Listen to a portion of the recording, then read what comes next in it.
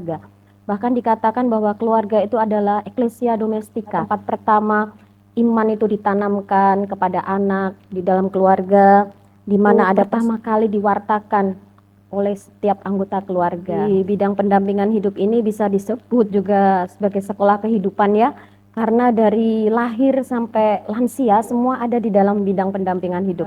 Dan mendampingi anak-anak, mereka mempunyai jiwa misioner dengan semboyannya 2D. Dan seksi ini juga fokus pada promosi bagaimana panggilan-panggilan khusus ini dapat diterima atau menumbuhkan nanti panggilan-panggilan khusus. Dalam seksi keluarga ini ada beberapa subseksi. Yang pertama adalah subseksi Bogor Catholic Discovery dan katekese evangelisasi perkawinan.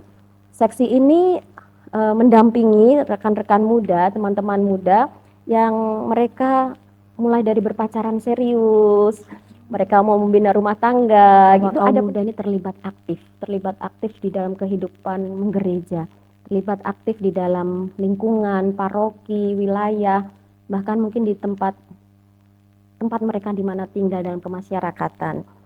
SKP ini juga dapat bersinergi gitu. Masalah bagaimana kita boleh mengenali potensi diri kita juga, gitu. Dan banyak hal boleh setiap orang. Salve Sobat GKRS dimanapun kalian berada. Selamat datang di podcast GKRS, tempat di mana kita bisa berbincang, mendengarkan, dan sama-sama belajar mengenai rekam pelayanan mereka yang mendedikasikan diri untuk melayani di tengah umat. Bersama saya Cece. Dan bersama saya Savio. Selama 30 menit ke depan, kita akan mengupas tuntas salah satu bidang yang ada di DPP kita. Hari ini sudah kedatangan tamu yang sangat luar biasa. Betul sekali. Beliau sosok yang selalu aktif berpelayanan di bidang pendampingan hidup bersama kita, yaitu Ibu Erlina. Halo Ibu, selamat datang di podcast GKRS. Gimana kabarnya hari ini, Bu? Terima kasih Kak Vio, puji Tuhan hari ini sehat. Luar biasa, masih terpancar ya Ibu, semangat paginya di mukanya masih cantik sampai saat ini. Sebelum kita masuk ke inti pembicaraan, kita mau bilang terima kasih karena Ibu sudah meluangkan waktu untuk datang ke podcast ini. Mungkin dari umat-umat semua sudah familiar dengan muka Ibu Erlina, tapi masih belum tahu nih format pelayanannya apa sih. Nah, dari situ boleh diceritakan sedikit Ibu, amanah atau peran spesifik apa yang sedang diemban saat ini? Baik, saya mendapat mandat ya dari Romo Paroki Kristus Raja Serang sebagai koordinator bidang pendampingan hidup. Namanya juga koordinator, berarti pelayanan saya, tugas saya adalah mengkoordinir setiap seksi dan subseksi yang ada di bagian pendampingan hidup agar reksa pastoral yang telah ditetapkan baik oleh keuskupan maupun paroki dapat berjalan dengan baik, lancar, menjadi berkat buat banyak orang dan sampai ke akar rumput. Wah, tanggung jawabnya sungguh luar biasa ya. Ini menanggung jawab kehidupan orang gitu ya, pendampingan hidup. Karena saya kira tuh gereja tuh cuman hanya misa dan berdoa gitu ya. Tetapi ternyata tadi yang Ibu Erlina sampaikan, ternyata ada reksa pastoral keluarga. Nah, biar umat semakin paham ya, apa sih reksa pastoral keluarga di bidang pendampingan hidup ini. Kan tadi sudah disampaikan lingkupnya cukup luas ya Ibu ya. Di dalam struktur bidang ini sebenarnya menaungi seksi atau sub bidang apa aja Ibu? Dan fokus tugas masing-masing seksi itu seperti apa? Ya, terima kasih Kak Vio. Di bidang pendampingan hidup ini bisa disebut juga sebagai sekolah kehidupan ya. Karena dari lahir sampai lansia semua ada di dalam bidang pendampingan hidup. Dan beberapa seksi yang ada di pendampingan hidup, yang pertama adalah seksi keluarga. Ya, sebagai koordinator seksinya Bapak Iwan Purba, perlu kita ketahui bahwa seksi keluarga ini sangat penting karena gereja itu dibangun dari keluarga-keluarga.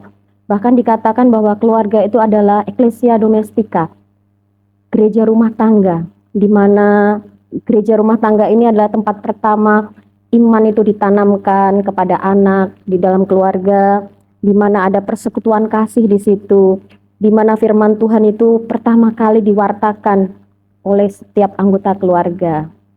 Dan melalui Amoris Laetitia ya, sukacita cinta, gereja melalui seksi keluarga menyerukan dan menyadarkan kembali keluarga-keluarga pentingnya membangun kebersamaan, sukacita Injili, sukacita cinta di dalam keluarga melalui hal-hal yang sederhana keseharian di dalam hidup berkeluarga. Dan di dalam seksi keluarga ini ada beberapa subseksi. Yang pertama adalah subseksi Bogor Catholic Discovery dan katekese evangelisasi perkawinan. Seksi ini mendampingi rekan-rekan muda, teman-teman muda yang mereka mulai dari berpacaran serius, mereka mau membina rumah tangga, gitu ada pendampingannya juga kita. Bahkan sampai kita ke katekese evangelisasi perkawinan, kita dampingi juga untuk mereka mendapatkan bekal yang baik di dalam berumah tangga nanti. Dan yang kedua adalah seksi lansia. Seksi lansia ini memastikan bahwa pendampingan pastoral kepada lansia ini dapat berjalan dengan baik. Berikutnya adalah seksi pendampingan keluarga. Pendampingan keluarga ini adalah seksi untuk melayani keluarga-keluarga yang mempunyai kebutuhan khusus di dalam permasalahan keluarga, baik mungkin anak-anak, remaja, orang muda, bahkan sampai keluarga. Jadi kita terbuka untuk semua golongan usia ya. Dan berikutnya adalah seksi KMKI. Kalau biasanya terkenalnya Sekami gitu ya, tapi namanya adalah KMKI, Karya Misi Kepausan Indonesia. Seksi ini mempunyai tugas sangat luar biasa ya, bagaimana mereka mendampingi, mendidik anak-anak di dalam firman dan iman Katolik. Di dalam seksi KMKI ini kita juga mendampingi anak-anak, mereka mempunyai jiwa misioner dengan semboyannya 2D 2K ya. Ya. 2D 2K itu doa, derma, kurban dan kesaksian. Wih, Ya. keren. Itu. Jadi itu tugasnya untuk seksi KMKI. Seksi KMKI ini di subseksinya koordinator seksinya adalah Bu Margareta Eni, dan ada subseksi anak dikomandoin sama Bu Agnes dan Bu Verina. Pasti udah kenal semua ya, gitu Mak, apa ya legend-legend lah di GKRS ya gitu. Kemudian untuk remaja kita ada wajah baru yang sangat potensial dari OMK juga, Kak Angel Sipayung. Oh, Ya. apa itu? Kenal. Dan kemudian ada seksi panggilan dan seminari. Seksi panggilan dan seminari ini fokusnya adalah untuk menumbuhkan dan memelihara ya panggilan-panggilan khusus seperti imam, bruder, suster. Dan seksi ini dikomandoi oleh Suster Helmi FMM, tempat kita sekarang ini ya melakukan podcast ini. Dan seksi ini juga fokus pada promosi bagaimana panggilan-panggilan khusus ini dapat diterima atau menumbuhkan nanti panggilan-panggilan khusus ini kepada anak-anak remaja kita, OMK juga, dan orang dewasa. Kemudian ada seksi berikutnya adalah SKP. Nah ini berikutnya adalah SKP. Seksi ini baru tahun ini lagi nih kembali ke rumah nih gitu. Biasanya iya kembali ke rumah di dalam pendampingan hidup.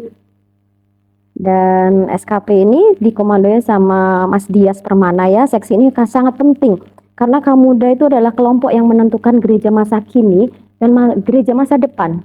Gitu. Kaum muda ini punya banyak potensi ya. Kalau saya lihat ini sangat luar biasa sebenarnya, potensi di GKRS ini sangat luar biasa. Talenta-talenta muda yang sangat luar biasa seperti ini ya, dan teman-teman lain yang di belakang layar pastinya ya gitu.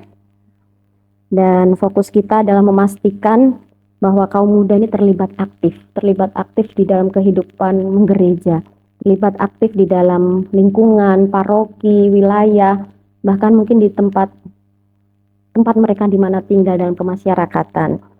SKP ini juga dapat bersinergi sebenarnya dengan seksi-seksi lain untuk mengadakan pelatihan untuk teman-teman OMK kita gitu kan, menambah skill, banyak lah sebenarnya yang bisa dikerjakan untuk sesi SKP ini ya gitu. Ya luar biasa sebenarnya. Ya. Berikutnya yang terakhir adalah seksi kemahasiswaan. ini juga tadinya baru periode ini ada lagi dimasuk ke bidang pendampingan hidup. Iya, seksi ini dikomandoi oleh Bang Cornelius Reynald ya. Fokusnya adalah untuk menyusun, melaksanakan bahwa program-program konkret kemahasiswaan itu bisa terlaksana di paroki. Itu Pak Vio, itu Kak Cici Luar ya. biasa banget loh. Jadi saya tadi menarik ada satu perkataan dari Bu Elina ini, Ecclesia Domestica, gereja rumah tangga. Jadi sesungguhnya sebenarnya gereja yang kita pahami, gereja yang kita datangi gitu ya, ternyata tuh munculnya bukan dalam sebuah gedung bangunan kalau saya amati ya. Ternyata tuh gereja perdana tuh dari keluarga. Dimana tadi yang Bu Elina sampaikan, sekolah iman, bagaimana anak merasakan kasih, merasakan cinta, itu di keluarga.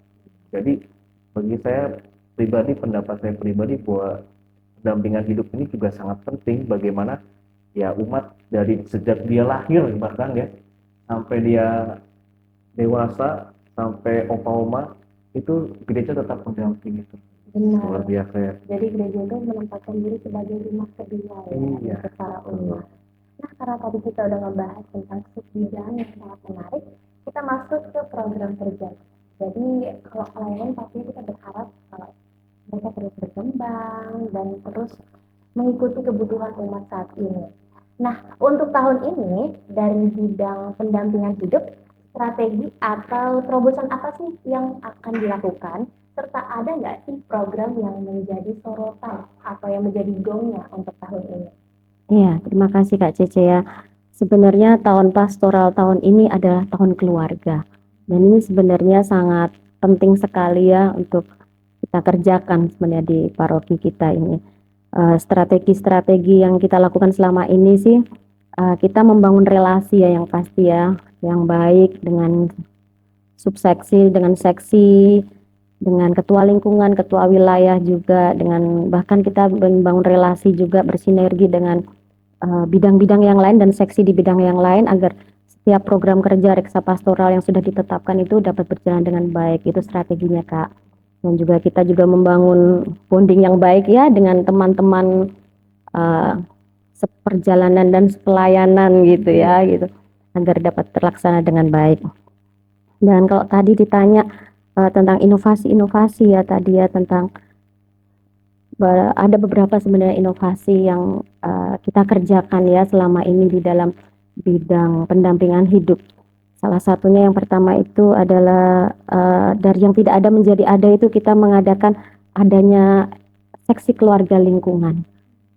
Jadi setiap lingkungan ada seksi keluarga dan kami sih berharap jika mungkin lingkungan yang mungkin saat ini melihat dan mendengar ya, kalau belum ada di dalam lingkungannya seksi keluarga, wajib harus ada seksi keluarga di dalam lingkungan karena penting. Karena seksi keluarga itu menjadi mata, tangan, dan kaki seksi keluarga paroki. Karena setiap lingkungan mempunyai ciri dan kekhasannya masing-masing, tidak selalu sama.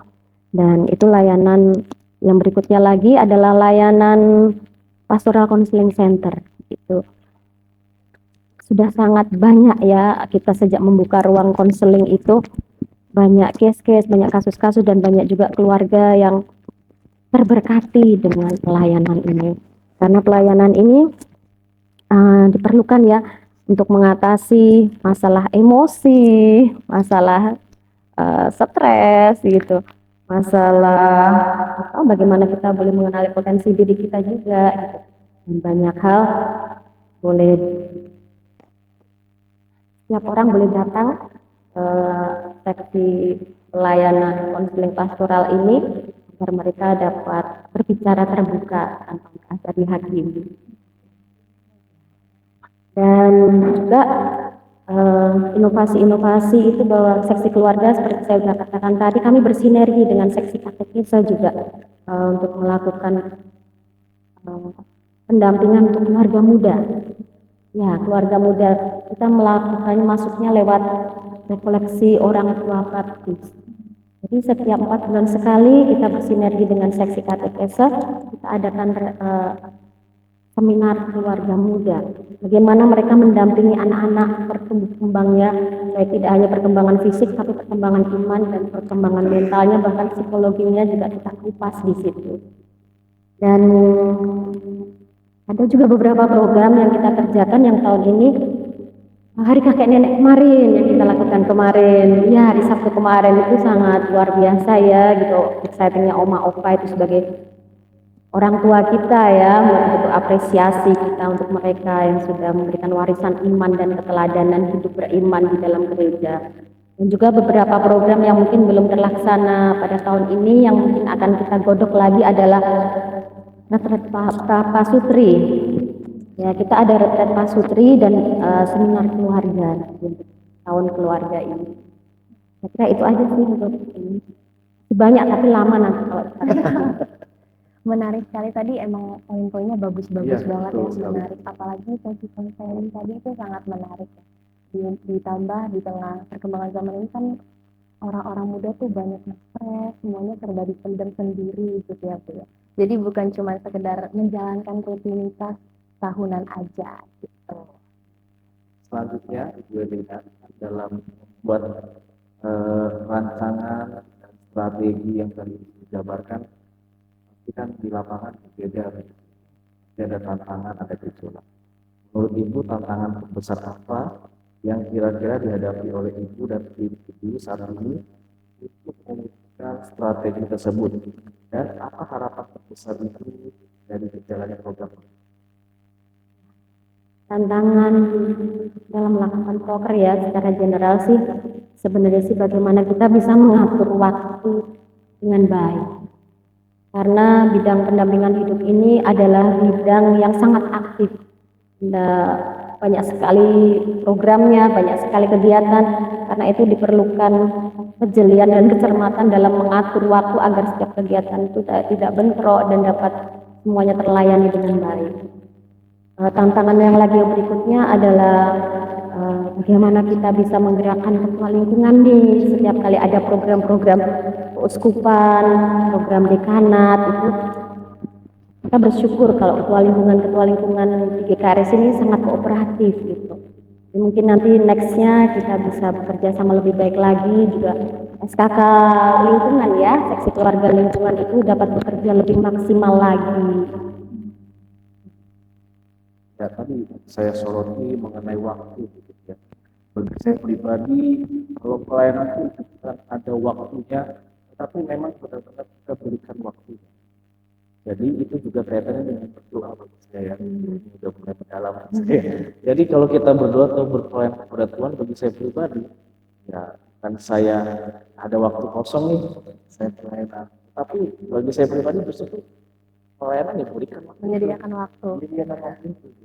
Dan kadang-kala ya tadi yang disampaikan oleh kita juga penting, bagaimana ya waktu itu memang kita membagi-baginya kegiatan yang begini. Tapi lebih penting daripada itu adalah kita menentukan prioritas ya. Dan pekerjaan itu akan lebih enteng apabila tadi kita berjalan bersama.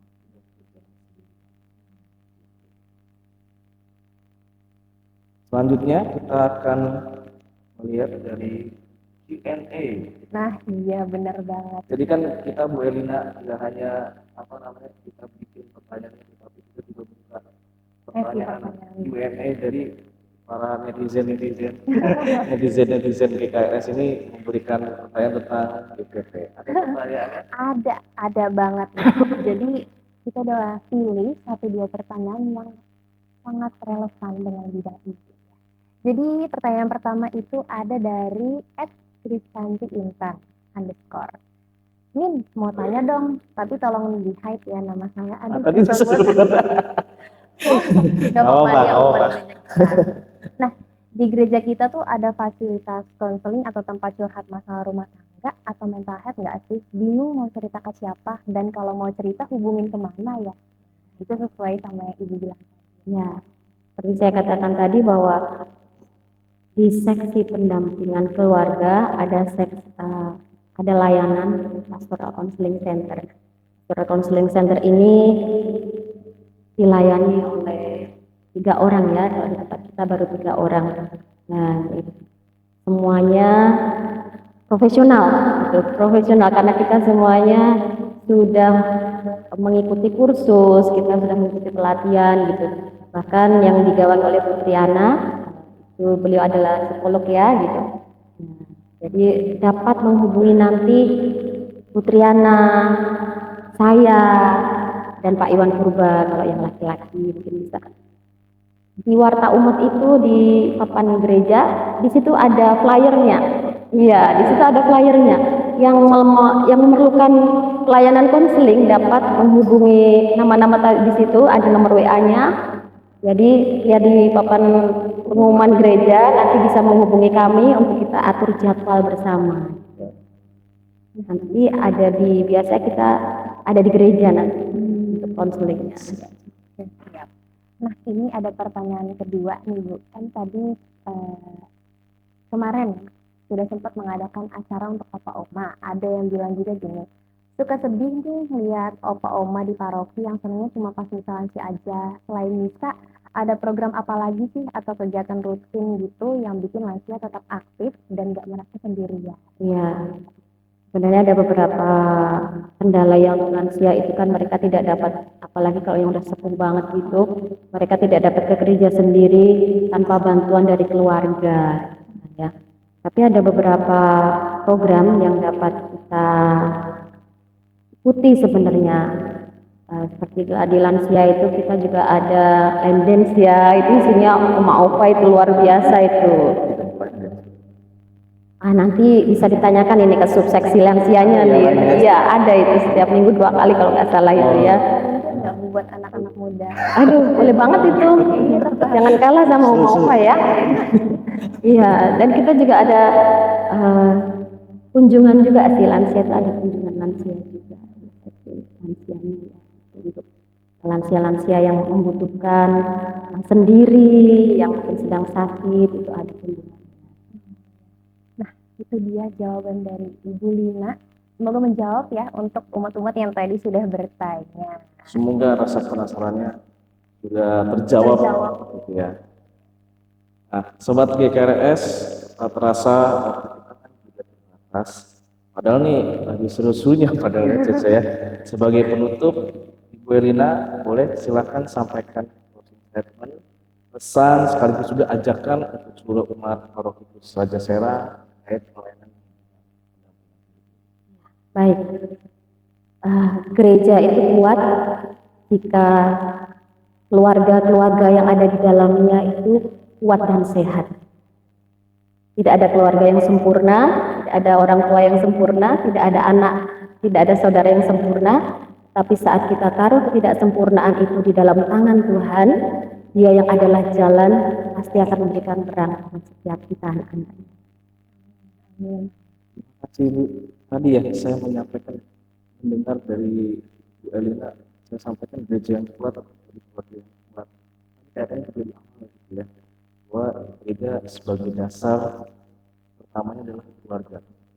Maka dari itu terima kasih Ibu sudah sharing bersama dengan kita, dan melayani itu bukan tentang siapa yang hebat gitu ya, tapi bagaimana kita mau berjalan bersama dengan umat. Sekali lagi terima kasih Ibu Elina sudah bincang-bincang bersama kami. Nah, begitu aja sobat-sobat semuanya perbincangan mengenai jejak pelayanan kita. Jangan lupa untuk terus mendukung program-program paroki kita ya. Saya Cece Dan saya Savio serta seluruh tim multimedia yang bertugas hari ini pamit undur diri. Sampai jumpa di episode selanjutnya dan Tuhan memberkati. Sampai dadah.